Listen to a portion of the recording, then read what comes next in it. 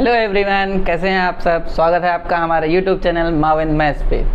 जैसा कि आप सब जानते हैं, हम परसेंटेज पढ़ रहे हैं और परसेंटेज की ये हमारी तीसरी क्लास है।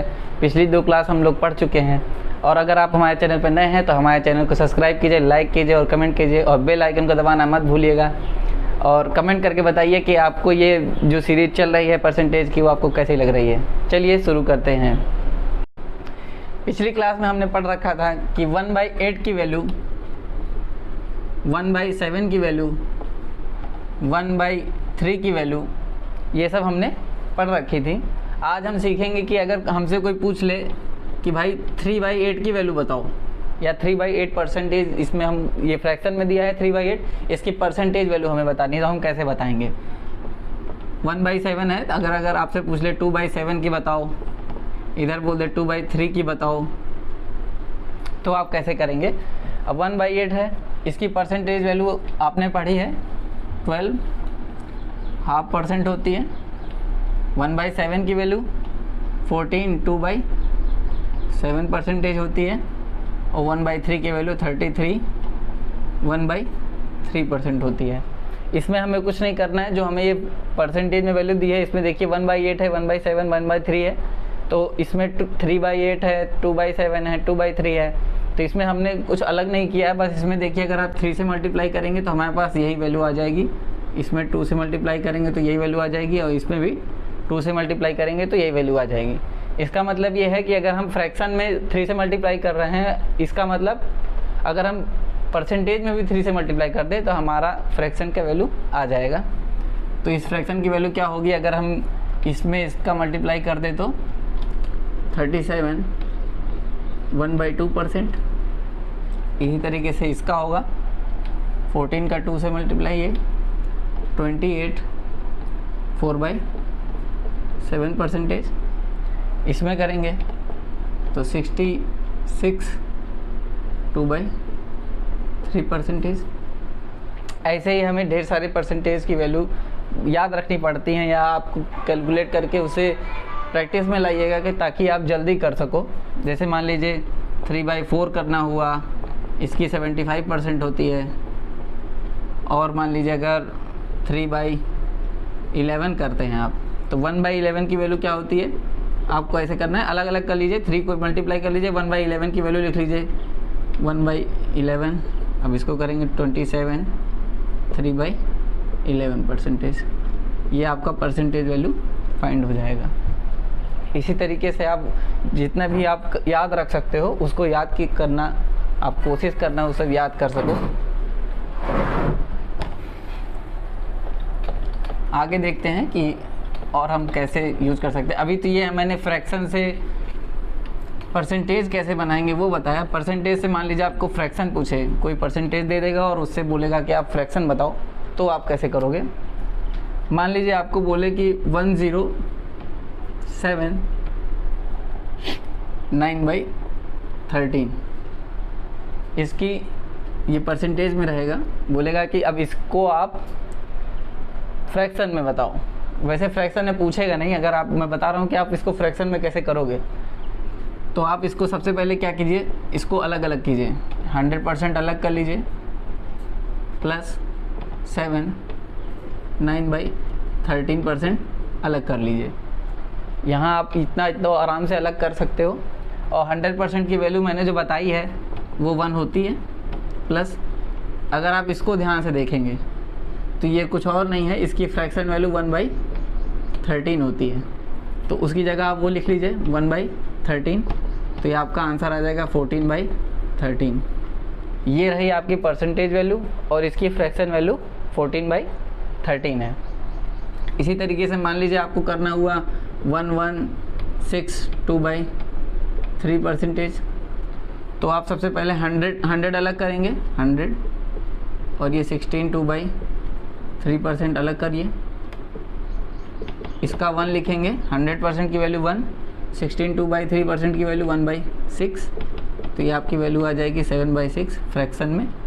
इसकी जो परसेंटेज वैल्यू है, इसकी फ्रैक्शन वैल्यू जो होगी वो 7/6 होगी। इसी तरीके से मान लीजिए भी आपको और करना हुआ तो आप कैसे करोगे वो मैं बता रहा हूँ। वैसे ये सब जितने भी फ्रैक्शन है ये सब आपके पढ़े हुए होने चाहिए, तभी आप ऐसे कर पाओगे। हाँ, सारे फ्रैक्शन को आप इस तरीके से जैसे ये बदल रहे हैं उस तरीके से नहीं बदल सकते, फिर आपको बेसिक मेथड ही लगाना पड़ेगा कि हम कैसे उसको कर सकते हैं। अब जैसे मान लीजिए जैसे हमने पढ़ा हुआ 1/6, 1/12, 1/13, 1/17, 1/16 जितने भी पढ़े हुए हैं उनसे रिलेटेड अगर कोई क्वेश्चन आएगा, उनसे रिलेटेड कोई फ्रैक्शन आए या उनसे रिलेटेड कोई परसेंटेज आए, तभी आप ये लगा सकते हो। लेकिन अगर आप मान लीजिए अगर आपको आ जाए 28% बताओ इसकी फ्रैक्शन वैल्यू बताओ, अब 28% आपने भी अगर पढ़ा होगा तो कहीं आपको मिलेगा नहीं है, क्योंकि ऐसा आपने पढ़ा ही नहीं है। तो आप इसको बेसिक मेथड से कीजिए। इसकी फ्रैक्शन वैल्यू बनानी है तो आप कुछ नहीं, जैसा मैंने बताया था कि परसेंटेज में है तो हम इससे 100 से डिवाइड करते हैं तो हमारी फ्रैक्शन वैल्यू आ जाती है। बस अब इसके बाद हम इसको काटेंगे ताकि ये सिंपलेस्ट फॉर्म में आ जाए। तो ये आएगा 7/25। इस तरीके से आप इसको फ्रैक्शन में चेंज कर सकते हो। इसी तरीके से अगर आप 32% निकालेंगे, इसकी फ्रैक्शन वैल्यू निकालेंगे, तो कुछ नहीं करना है, 32/100 करेंगे और जब इसको काटेंगे तो ये आएगा 8/25। अब मान लीजिए अगर आपको 49% का निकालना हुआ तो आप कैसे करोगे, तो 49/100 करेंगे और ये फर्दर कटेगा ही नहीं, तो यही हमारी फ्रैक्शन वैल्यू हो जाएगी। 51% का करेंगे तो 51/100 होगा और ये भी नहीं कटेगा, तो ये हमारी फ्रैक्शन वैल्यू हो जाएगी। आइए अब जानते हैं कि किसी चीज़ का परसेंटेज हम कैसे निकालेंगे। यहाँ तक तो हो गया, अब हम समझते हैं कि किसी चीज़ का परसेंटेज हम कैसे निकालेंगे। मान लीजिए अगर आपके पास 120 हो और कोई पूछे कि 120 का आप मुझे 10% बताओ, 120 का 10% बताओ कितना होगा। ये आपसे बोलेगा 120 का 10% कितना होगा, तो आप कुछ नहीं करेंगे, 120 लिखिए, उसमें जितना परसेंटेज पूछा है उस परसेंटेज को लिखिए और उसके बाद 100 से डिवाइड कर दीजिए। फिर यहाँ 0 से 0 कट जाएंगे, 12 आ जाएगा, यानी कि ये 120 का 10% 12 है। एक तो ये तरीका हुआ, मेथड ए मान लो इसको आप, कि एक तरीका ये हुआ कि जो भी हमारे पास वैल्यू है, जितना भी परसेंटेज उसका पूछे उससे मल्टीप्लाई करके 100 से डिवाइड करते हैं तो हमारा आंसर आ जाता है। और दूसरा तरीका क्या हुआ, हम फ्रैक्शन से कैसे करेंगे। 10% का फ्रैक्शन कितना होता है, 1/10 होता है। तो जो हमारी फ्रैक्शन वैल्यू हमारी जो आई है उसका हम मेन वैल्यू से जो अगर मल्टीप्लाई कर देंगे तो हमारा आंसर आ जाएगा। करके देखिए आप, 120 है, अब इसको आप इसकी फ्रैक्शन वैल्यू से मल्टीप्लाई कीजिए, देखिए 0 से 0 कटा, 12 आ गया। आप इस तरीके से भी कर सकते हो कि फ्रैक्शन से आप डायरेक्ट निकाल सकते हो, फ्रैक्शन का मल्टीप्लाई आप डायरेक्ट नंबर से करेंगे तो आपका आंसर आ जाएगा। और या फिर आप जो हम पढ़ते आए हैं बचपन से कि जो वैल्यू है या जो नंबर है उसको परसेंटेज से मल्टीप्लाई करो, फिर 100 से डिवाइड करो तो आपका आंसर आ जाएगा। और एक बात और है इसमें सीखने वाली, वो भी मैं बताता हूँ। अभी आपने देखा कि 120 का मैंने 10% निकाला तो 12 आया, 120 का 10% मैंने निकाला तो आया ये 12। अब हम क्या करते हैं, इसका उल्टा करते हैं। अब हम निकालते हैं 10 का 120%, ये कितना होगा। अब सेम प्रोसेस, ये हमारे पास नंबर है, ये हमारा परसेंटेज है, मल्टीप्लाई करेंगे 10 × 120/100 और ये 0 से 0 कैंसिल हो जाएगा, तो ये हमारा आ गया 12। अब यहाँ भी 12 आया है, यहाँ भी 12 आया है। इससे हमें एक बात ये पता चली कि अगर हम कोई भी दो नंबर जैसे मान लीजिए कि ये नंबर हुआ, उसका परसेंटेज जो भी निकाल रहे हैं हम लोग 10%, 20%, कुछ भी, उसका अगर मल्टीप्लाई बाय 100 करेंगे तो हमारा सेम वैल्यू आ रहा है। इसका मतलब ये है अगर हम 120 का 10% निकालें तो भी हमारा सेम आंसर आएगा, या फिर अगर हम 10 का 120% निकालें तो भी हमारा सेम वैल्यू आएगी। मतलब हमारी वैल्यू सेम रहेगी अगर हम उल्टा भी कर दें इसको, क्योंकि आखिर में हमें करना क्या होता है, हमें दोनों को मल्टीप्लाई करके 100 से डिवाइड करना होता है। सेम आप चाहे इसको एक नंबर मान लो, इसको परसेंटेज मान लो, चाहे इसको परसेंटेज मान लो, इसको नंबर मान सकते हो, मतलब दोनों आपस में इंटरचेंज करोगे भी कोई फ़र्क नहीं पड़ेगा। यही चीज़ सीखने वाली है। जैसे मान लीजिए एक एग्जांपल और लेते हैं। अब हम लोग करते हैं 50 का 20% मान लीजिए, 50 का 20% निकालेंगे। तो 50 का 20% अगर आप नॉर्मल वे से करोगे तो ये 10 आएगा। करेंगे आप 50 इंटू 20/100, 10 आ गया। और अगर दूसरी तरीके से करेंगे, दूसरी तरीका क्या है कि मान लीजिए आप 20 का 50% निकालिए, 20 का 50% निकालेंगे तो भी 20 इंटू 50/100 करेंगे जो कि 10 आएगा। यानी दोनों सेम होता है। ये चीज़ आपको समझनी ज़रूरी थी, इसलिए मैंने बता दी। आइए अब आगे देखते हैं कि हम क्या कर सकते हैं। जो हम ये फ्रैक्शन क्यों पढ़ते हैं, ये सारे फ्रैक्शन जो हम लोग पढ़ रहे हैं ये क्यों पढ़ते हैं, ये हमें क्यों यूज करना पड़ता है, इसका क्या यूज है, ये सब समझने की कोशिश करते हैं। मान लीजिए अगर आपके पास एक पेन है, उसकी वैल्यू, उसका प्राइस 100 रुपीज़ है। 100 रुपीज़ का एक पेन है, उसको आपने 10% से इंक्रीज़ किया। आप इसको 10% से बढ़ा दो, इंक्रीज़ कर दो। 10% से आप इंक्रीज़ करोगे तो 100 का 10%, 100 का 10% 10 ही होता है। तो ये होगा कितना, 1010 हो जाएगा, मतलब 110 हो जाएगा, 1010 नहीं। अब इतना तो आप समझ गए होंगे कि ये कैसे हुआ। इसको हम फ्रैक्शन में कैसे करते हैं वो मैं बताता हूँ। फ्रैक्शन में ऐसे करते हैं कि 10% तो हमारा जो फ्रैक्शन है उसका आता है वैल्यू 1/10 आता है। जब 1/10 आया तो हम करते कैसे हैं इसको वो मैं बता रहा हूँ। जो 10 हमारा, ये जो नीचे 10 होता है, ये हमारी ओरिजिनल वैल्यू होती है। ये हमारी ओरिजिनल वैल्यू होती है। और ये ऊपर जो भी होता है हमारा न्यूमरेटर में जो भी होता है वो हमारी चेंज होता है हमारा, कि हमारा कितना चेंज हो रहा है। अगर नॉर्मल परसेंटेज पूछेगा 10 जो आप पढ़े हो तो वो चेंज आपको बताएगा। अब देखिए कैसे करते हैं। यहाँ अगर हमारा ओरिजिनल वैल्यू है, ये रिजल्ट है, मान लीजिए चेंज होने के बाद जो रिजल्ट आएगा वो है ओरिजिनल वैल्यू। हमने लिख लिए 10 होती है हमारी, सबसे पहले ओरिजिनल वैल्यू 10 थी तो हमने 10 लिख ली। 10% का इंक्रीज़ हो रहा है, तो इंक्रीज़ का मतलब है कि वो जुड़ेगा, और जुड़ता है इसमें वो है जो न्यूमरेटर में होता है। यानी जो चेंज है वही हमारा या तो घटेगा या तो जुड़ेगा। जुड़ेगा तब जब इंक्रीज़ होगा, घटेगा तब जब वो डिक्रीज़ होगा। तो यहाँ पे क्या हो रहा है, इंक्रीज़ हो रहा है, तो ये जुड़ जाएगा, +1 जुड़ा और ये हो गया 11। तो आप इसको यहाँ समझिए, अगर आप इसमें 0 बढ़ाते हैं, इसको 100 करेंगे, इसको 110 करेंगे, देखिए सेम आ रहा है। जो हमारा यहाँ पे चेंज आया था वही आ रहा है। बस यहाँ पे हमने क्या किया, और थोड़ा सिंपल वे में और थोड़ा छोटे में इसको मैंने किया है, क्योंकि भाई 0 कटा इसलिए ऐसे हुआ। और ये चेंज क्यों, क्या मतलब आप ये भी सोच रहे होंगे कि इसमें ऐसे क्या जुड़ता है जो 11 हो जाता है। जो भी न्यूमरेटर में होता है, जो भी ऊपर होगा हमारे वो उसमें जुड़ेगा, ऐड होके उतना ही आएगा। जैसे एक वैल्यू और मैं बताता हूँ आपको, थोड़ा और क्लियर करता हूँ।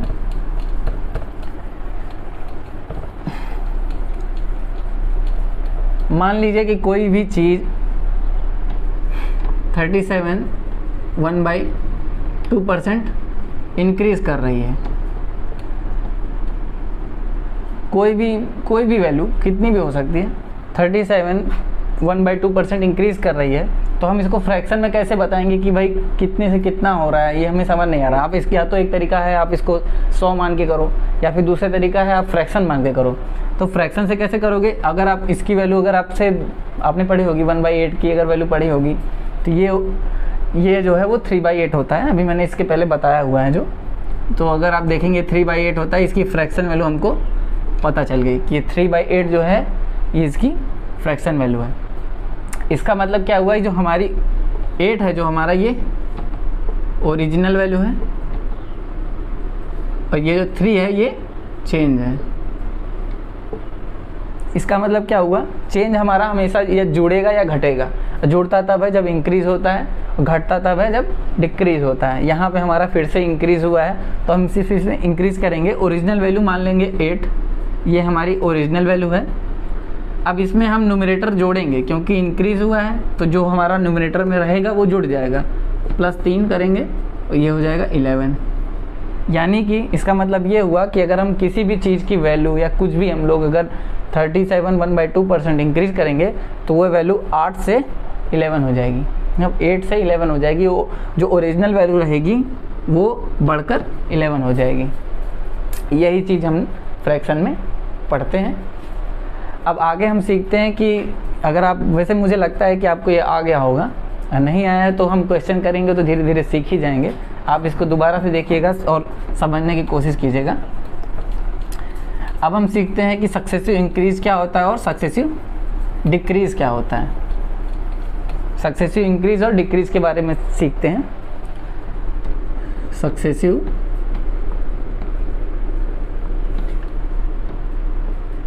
इंक्रीज़ और डिक्रीज़। सक्सेसिव इंक्रीज़ और डिक्रीज़ क्या होता है? सक्सेसिव इंक्रीज़ और डिक्रीज़ एक तरीके का, मान लीजिए लगातार या कोई चीज़ लगातार बढ़ रही हो या लगातार घट रही हो, उसी कोई सक्सेसिव इंक्रीज़ या डिक्रीज़ बोलेंगे। जैसे मान लीजिए कोई चीज़ 10% से बढ़ी, फिर 20% से बढ़ गई, तो ओवरऑल कितना ही बढ़ा। यही चीज़ हमको पता करना होता है कि ओवरऑल कितना बढ़ा है। मेन वैल्यू हमारी ओवरऑल पे होती है। वो क्यों होती है ये देखते हैं।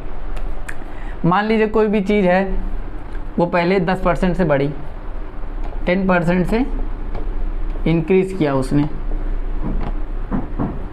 और आगे जाके फिर से उसने 20% से इंक्रीज़ किया। तो आप ये देखिए कि 10% से इंक्रीज़ कर रहा है, फिर 20% से इंक्रीज़ कर रहा है, तो ओवरऑल इंक्रीज़ कितना हो गया? 30%, जो कि गलत होता है, क्योंकि हम डायरेक्ट इसको ऐसे नहीं कर सकते हैं। इसी वजह से हम सक्सेसिव इंक्रीज़ और डिक्रीज़ में ये पता करते हैं कि ओवरऑल परसेंटेज कितना चेंज हो रहा है, हम ये पता करते हैं, क्योंकि ऐसे डायरेक्ट ये होगा नहीं। क्यों नहीं होगा वो मैं आपको बताता हूँ। जैसे मान लीजिए कोई चीज़ 100% है, मतलब ये 100 है कोई भी चीज़ का प्राइस, उसका आप 10% इंक्रीज़ करोगे, 10% अगर आप इंक्रीज़ करते हो तो ये 110 क्या हो जाएगा, 110 हो जाएगा। फिर उसके बाद अगर फर्दर इसको आप 20% से इंक्रीज़ करोगे, तो 20% से जब इंक्रीज़ करोगे तो इसका 20% इसमें ऐड करेंगे, यानी कि इसका 20% कितना होगा? 22 होगा। आप करके देखिए, 110 का 20% जब आप निकालोगे तो 0 से 0 कैंसिल होगा, और 11 का 2 से मल्टीप्लाई यानी 22, और 22 फर्दर इसमें ऐड होगा तो 132 आएगा। इसका मतलब आप चेंज देखिए, ओवरऑल चेंज ये है कि 32 का इंक्रीज़ हो गया। 32 हमारा इंक्रीज़ हुआ, जबकि डायरेक्ट जोड़ने पे कितना हो रहा था? 30 आ रहा था, जबकि हमने जब कैलकुलेट किया तो 32 आया। इसका मतलब है कि हम डायरेक्ट नहीं जोड़ सकते हैं, सक्सेसिव इंक्रीज़ और डिक्रीज़ निकालना पड़ता है हमें इस तरीके से। तो हम इसको सीखेंगे क्यों? हम इसमें हमें सीखना क्या है कि जो हम लोग इतनी वैल्यू अलग अलग हम निकाल रहे हैं, पहले 10% बढ़ा के जो वैल्यू निकाली, उसके बाद 20% बढ़ा के जो वैल्यू निकाली, फिर उसके बाद ओवरऑल चेंज निकाला, तब हमारा आंसर आया। हमको इस तरीके से नहीं करना है, वही हमको सीखना है कि हम इसको जल्दी कैसे करेंगे, कि अगर हमें 2% या 3% कुछ भी परसेंटेज दिया हुआ है, उसको हम जल्दी कैसे बता सकते हैं कि ओवरऑल इंक्रीज, ओवरऑल डिक्रीज या क्या हो रहा है। कभी कभी इंक्रीज और डिक्रीज दोनों एक साथ होते हैं, तो हम कैसे करेंगे। अब मैं इसी से बताता हूँ आपको, एक बार 10% इंक्रीज़ करा के फिर 20% इंक्रीज़ करा के कैसे होगा। पहले तो ये देखिए कि फ्रैक्शन से हम कैसे करेंगे। अभी हमने सीखा था जब 37 1/2% कर रहे थे तब, कि अगर हम 10% इंक्रीज़ कर रहे हैं किसी भी चीज़ को, तो वो क्या होगी, 10 से होगी 11, क्योंकि इसकी फ्रैक्शन वैल्यू कितनी होती है, 1/10 होती है, तो ये +1 हो जाएगा। ऐसे देखिए, क्योंकि इंक्रीज़ हो रहा है, 10 से होगा 11, फिर क्या हो रहा है, 20% भी इंक्रीज़ कर रहा है, और 20% की वैल्यू 1/5 होती है, यानी कि ये 5 से 6 हो रहा है, +1 6 हो रहा है। अब आप इसको आप डायरेक्ट मल्टीप्लाई कर लो, ये होगा 66, ये होगा 50, तो यानी ये 50 जो थी हमारी ओरिजिनल वैल्यू है, ये ओरिजिनल वैल्यू चल रही है और ये हमारा चेंज में चल रहा है, रिजल्ट हमारा क्या आ रहा है। तो यानी कितना ज़्यादा हुआ, ये 16 ज़्यादा हुआ। और किस पे ज़्यादा हुआ, 50 पे। इंटू 100 करेंगे तो आपका परसेंटेज वैल्यू आ जाएगी 32%। इस तरीके से भी आप कर सकते हो। और इसमें एक चीज़ और है कि अगर आप ये कर रहे हो तो आप इसमें अगर दोनों में अलग अलग जो इस साइड की चीज़ें, जो इस साइड की चीज़ें हैं और इस साइड की चीज़ें हैं, इसमें अगर कुछ कॉमन हो और कट रहा हो तो उसे आप काट सकते हो। जैसे कि यहाँ देखिए कि 2 कॉमन आ रहा है 10 और 6 में, 5 और 11 में कुछ कॉमन नहीं आ रहा है, ना ही 5 और 6 में आ रहा है। तो आप क्या कर सकते हो, इसको 2 से काटो, ये हो जाएगा 3, इसको काटो, ये हो जाएगा 5। फर्दर अब 5 का मल्टीप्लाई आप 5 से कीजिए और 11 का मल्टीप्लाई आप 3 से कीजिए, तो ये हो जाएगा कितना, 25, और ये हो जाएगा 33। अब इसमें भी आप चेंज निकालिए, कितना है चेंज है 8 का 25 पे 32% आपका आंसर आ जाएगा। इस तरीके से भी आप कर सकते हो। बाकी इसका एक फार्मूला भी होता है, जो बहुत से लोग फार्मूला यूज करते हैं। ऐसे फार्मूला आप भी यूज कर सकते हो, लेकिन ज़्यादातर कंडीशन में कभी कभी जब ज़्यादा परसेंटेज दे दिया जाए, एक साथ कई चीज़ बढ़ रही हो, एक साथ कई बार परसेंटेज में बढ़ रहा हो, घट रहा हो, तो आप वो उसको अगर फार्मूला लगाएंगे तो आपका लेंदी हो जाएगा क्वेश्चन। और फार्मूला क्या है, फार्मूला ये है कि मान लीजिए कि कोई चीज़ x% से बढ़ रही हो, फिर या y% से बढ़ रही हो, y% से बढ़ रही हो, तो ओवरऑल इंक्रीज क्या होगा, तो x plus y plus x y by 100 आप याद कर सकते हो। दो चीज़ अगर बढ़ रही हो तो अगर मान लीजिए कि x से घट रही हो, x% से घट रही हो, और फिर y% से भी घट रही हो, दोनों अगर घट रही होंगी तो वैसे डायरेक्ट आप निकाल सकते हो कि कितना घटेगा। आप बता सकते हो कि जैसे x कीजिए प्लस y कीजिए, माइनस में यहाँ पे माइनस लगेगा क्योंकि घट रहा है, माइनस XY बाई 100 आप यहाँ से भी कर सकते हो। आप देख लीजिए करके, मतलब अब मैं आपको बताता हूँ कि इसका इम्प्लीमेंट कैसे होगा, कैसे हम इसको यूज़ करेंगे।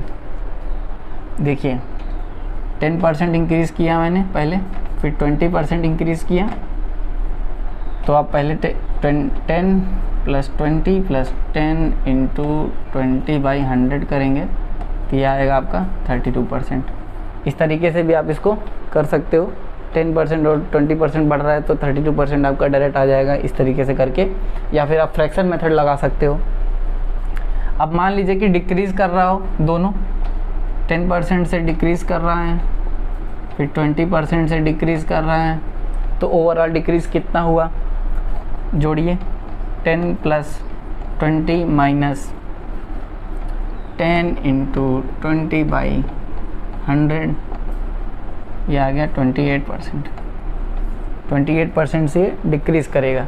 जब ये हो गया इंक्रीज़ का फॉर्मूला, इंक्रीज़ करेगा तो ये हो गया डिक्रीज़ का फॉर्मूला, डिक्रीज़ करेगा तब आप इन दोनों को यूज़ कर सकते हैं। और ये कैसे आया, ये फार्मूला कैसे आया, अगर आप ये जानना चाहते हैं तो कमेंट बॉक्स में ज़रूर बताइएगा, तो मैं आपको इसका प्रूफ बताऊंगा कि ये कैसे आया।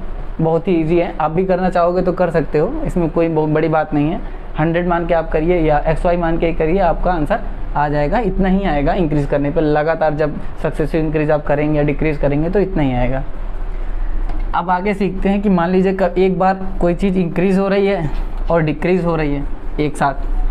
अब अभी तक हमने पढ़ा कि डबल बार इंक्रीज़ हो रहा है, डबल बार डिक्रीज़ हो रहा है। अब एक बार अगर इंक्रीज़ होता है फिर डिक्रीज़ होता है, फिर क्या करेंगे हम। अब मान लीजिए कि कोई चीज़ 25% से इंक्रीज़ कर रही है और फिर फर्दर जाके वो 20% से डिक्रीज़ करती है, तब क्या करेंगे। फार्मूला भी यूज़ कर सकते हैं हम इसमें। फार्मूले में क्या करेंगे कि जो चीज़ हमारी इंक्रीज़ हो रही है उसको प्लस में लेंगे और जो चीज़ माइनस में हो रही है उसको माइनस में लेंगे। तो एक बार फार्मूला यूज़ करके मैं दिखा देता हूँ आपको। जैसे फार्मूला में अब हमको 25% इंक्रीज़ करना है, 20% माइनस करना है, मतलब 20% डिक्रीज़ करना है, तो माइनस में लेंगे 20%, 25% प्लस का लेंगे फार्मूले में x की जगह, माइनस में y की जगह इसको x मान लो, इसको y मान लो, माइनस का 20। और ये जब इंक्रीज़ डिक्रीज़ होता है तो यहाँ पे जो साइन आता है वो हमेशा, अगर इंक्रीज डिक्रीज है तो प्लस माइनस का साइन है, जब दोनों का मल्टीप्लाई होता है तो प्लस और माइनस का मल्टीप्लाई हमेशा माइनस आता है।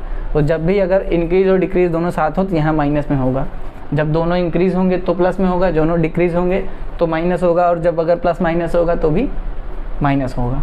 तो यहाँ करेंगे आप 25 × 20/100 करेंगे, यहाँ से आएगा कितना 5, माइनस यहाँ से 0, ये कटेगा 4 टाइम्स, यहाँ से आएगा 5, यानी आपका 0 आएगा, कोई भी चेंज नहीं होगा। 0 आने का मतलब है कि हमारा जब भी किसी भी चीज़ का हम 25% इंक्रीज़ करेंगे और 20% डिक्रीज़ करेंगे तो ओवरऑल चेंज कुछ भी नहीं आएगा, सेम वैल्यू जो पहले थी उतनी ही रहेगी। अभी हम फ्रैक्शन से कैसे निकालेंगे ये देखते हैं। 25% की जो फ्रैक्शन वैल्यू होती है वो कितनी होती है 1/4, 20% की फ्रैक्शन वैल्यू कितनी होती है 1/5। अब हमें क्या करना है कि पहले 25% इंक्रीज़ करना है, यानी कि ओरिजिनल वैल्यू हमारी 4 थी तो हम 4 से इंक्रीज़ करेंगे, +1 जाएंगे, क्योंकि हमारा जो नोमिनेटर में होता है वो हमारा जुड़ता है, प्लस यहाँ तक 5 तक पहुँच गया। अब क्या कर रहे हैं कि 20% से डिक्रीज़ करना है, तो यानी 5 से हमारा डिक्रीज़ करना -1 जाएगा 4 पे। और अभी जैसे मैंने बताया था कि कोई भी चीज़ कॉमन हो, कट रही हो तो हम काट सकते हैं, तो 4 से 4 कटा, 5 से 5 कटा, यानी कि 1 आ गया। यानी जो वैल्यू हमारे पास पहले थी वही वैल्यू बाद में भी है, दोनों सेम आ गई, इसीलिए 0% हमारा इधर भी आ रहा है। इधर भी आप करोगे तो कोई चेंज ही नहीं आएगा, 0/1 × 100 यानी 0%, कोई भी चेंज नहीं आएगा। आगे अब सीखते हैं कि लगातार अगर कोई भी चीज़ दी हो, कई सारी चीज़ घट रही हो, बढ़ रही हो, कई सारे परसेंटेज दी हो तो कैसे करेंगे। और ये फार्मूला हम लगातार भी लगा सकते हैं कि 10% जैसे इंक्रीज़ कर रहा है, 3 बार 10% इंक्रीज़ किया तो क्या करेंगे। जैसे मान लीजिए अगर अब 10% इंक्रीज़ किया, फिर 10% इंक्रीज़ किया, फिर 10% इंक्रीज़ किया, अब कैसे करेंगे कि 3 बार 10% इंक्रीज़ हो रहा है, तो क्या करेंगे। या तो फार्मूला लगाइए, आप फार्मूला लगाएंगे, पहले 2 को लेंगे, जब 2 को लेंगे तो 10 + 10 + 10 × 10/100 यह आएगा 21, तो इसकी वैल्यू हो जाएगी 21 और इसकी हो जाएगी 10। अब इन दोनों को आप कीजिए, तो इसमें करेंगे 21 + 10 + 21 × 10/100, 0 से 0 कटेगा, यह आएगा 31 + 2.1 33.1 आ जाएगा। यानी ओवरऑल जो परसेंटेज है वो 33.1% इंक्रीज़ करेगा, ये इंक्रीज़ करेगा, क्योंकि सारी जो हमारी परसेंटेज वैल्यू है वो इंक्रीज़ कर रही हैं, तो ये भी इंक्रीज़ करेगा। ये तो हुआ कि फार्मूला से आप कैसे करोगे, फार्मूला कैसे लगाना है, XY मान के आप 2 का पेयर बनाओगे अलग अलग करके तो आप कर पाओगे। उसके बाद अगर आपको फार्मूला नहीं लगाना है तो कैसे करेंगे आप।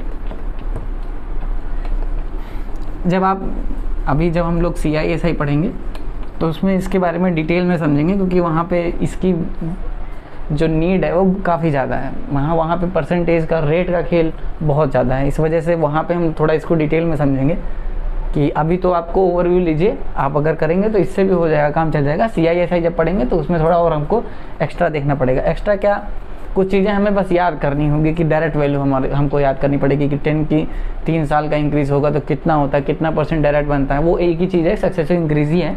अगर आप अभी से ही तैयार करते हो तो बाद में भी आपको कोई दिक्कत नहीं होगी। अब देखते हैं हम इसको फ्रैक्शन से कैसे करेंगे। 10% की फ्रैक्शन वैल्यू कितनी होती है, 10% की फ्रैक्शन वैल्यू जो होती है 1/10 होती है, यानी कि जब ये बढ़ेगा, ओरिजिनल वैल्यू 10 रहेगी तो ये बढ़ के कितना हो जाएगा 11 हो जाएगा। एक बार बढ़ा, अब दूसरी बार फिर 10 से कितना होगा 11 होगा, 2 बार हो गया, अब तीसरी बार फिर से 10 से कितना होगा 11 हो जाएगा। अब फिर आप इन सबका मल्टीप्लाई ऐसे ऐसे करते हैं। जब 10 का आप करेंगे तो 1000 आएगा, 11 का करेंगे तो 1331 आएगा। तो देखिए ओवरऑल इंक्रीज कितना हुआ, 331 का हुआ। किस पे हुआ, 1000 पे। 100 से मल्टीप्लाई करेंगे तो आपका परसेंटेज वैल्यू आ जाएगा, 00 कट जाएगा, 0 बचेगा, आपका आएगा 33.1%। यही चीज़ जो अभी आपने फॉर्मूले से निकाली थी वो फ्रैक्शन से ऐसे निकल सकती है। अब आगे देखते हैं, अभी इंक्रीज़ किया है। अब इंक्रीज़ और डिक्रीज़ दोनों एक साथ कैसे करें, 2, 3, 4 परसेंटेज दिए हो तो कैसे करेंगे। अभी तो ये तो सेम परसेंटेज की वैल्यू बढ़ रही थी घट रही थी, अभी जब अलग अलग बढ़ेगी घटेगी तो कैसे करेंगे। मान लीजिए कि 10% इंक्रीज़ किया, 25% डिक्रीज़ किया, फिर 16 2/3% इंक्रीज़ किया, फिर मान लीजिए 20% डिक्रीज़ किया। अब इतना चारों का आपको निकालना है। अगर आप फिर फार्मूला लगाओगे तो इसको पहले निकालोगे, फिर कोई वैल्यू आएगी, फिर उसको इसके साथ करोगे, फिर कोई वैल्यू आएगी, फिर जो आएगा उसको इसके साथ करोगे, काफ़ी लेंदी हो जाएगा। इसको हम इसीलिए फ्रैक्शन से करेंगे, इसीलिए हमारा फ्रैक्शन यूज होता है। 10% का मतलब हुआ कि 10 से हो गया 11, 25% डिक्रीज़ कर रहा है, यहाँ तो इंक्रीज़ हुआ तो हमने जोड़ दिया, डिक्रीज़ कर रहा है। 25% की जो फ्रैक्शन वैल्यू होती है 1/4, ये होती है 25% की फ्रैक्शन वैल्यू। तो यानी ये 4 से डिक्रीज़ करेगा 3 हो जाएगा। उसके बाद ये भी इंक्रीज़ कर रहा है, इसकी जो फ्रैक्शन वैल्यू होती है वो 1/6 होती है, इंक्रीज़ कर रहा है यानी कि 7 हो जाएगा, 6 से 7 बनेगा। 20% की जो फ्रैक्शन वैल्यू होती है वो 1/5 होती है, तो जब वो डिक्रीज़ करेगी तो वो 5 से 4 हो जाएगी। अब हमें क्या करना है, जो कटेगा वो काटेंगे। 4 से यहाँ से 4 कट गया, 3 से ये 2 बार जाएगा। अब फिर मल्टीप्लाई, और चीज़ कुछ कट नहीं रहा है, यहाँ से हो जाएगा ये 77, ये हो जाएगा 100। मतलब ओवरऑल जो इसमें डिक्रीज़ होगा, इसका मतलब ये डिक्रीज़ हुआ है 100 से 100 माइनस 77/100, मतलब 33% इसने डिक्रीज़ किया। 33% आपका डिक्रीज़ हो जाएगा, क्योंकि आप खुद ही देख सकते हो। सॉरी 33 नहीं होगा, ये 23 होगा। 23% डिक्रीज़ करेगा, यहाँ से जो चेंज आ रहा है वो 23 आएगा। यही है सक्सेसिव इंक्रीज और डिक्रीज। और अब इसके आगे वीडियो में हम क्वेश्चन करेंगे जिसमें समझेंगे कि और कैसे हम इसको यूज़ कर सकते हैं, उसका और क्या क्या तरीका हो सकता है। इन्वर्स लॉ आपको बताऊंगा मैं, जब हम ऐसी चीज़ का, किसी भी चीज़ की, जैसे कोई चीज़ कांस्टेंट है या दो चीज़ की मल्टीप्लाई से मिलकर बनी होती है, तो हम उसमें इन्वर्स लॉ कैसे लगाते हैं, इन्वर्स लॉ मैं आपको बताऊँगा। इन्वर्स लॉ क्वेश्चन करते टाइम ही बता दूंगा, ताकि आपको उस टाइम पे ये समझ में आए कि कैसे क्वेश्चन में इन्वर्स लॉ लगता है। उस टाइम पे मैं क्वेश्चन भी बताऊंगा आपको, और आगे की वीडियो आप देखते रहिएगा। Thank you for watching Mavin maths.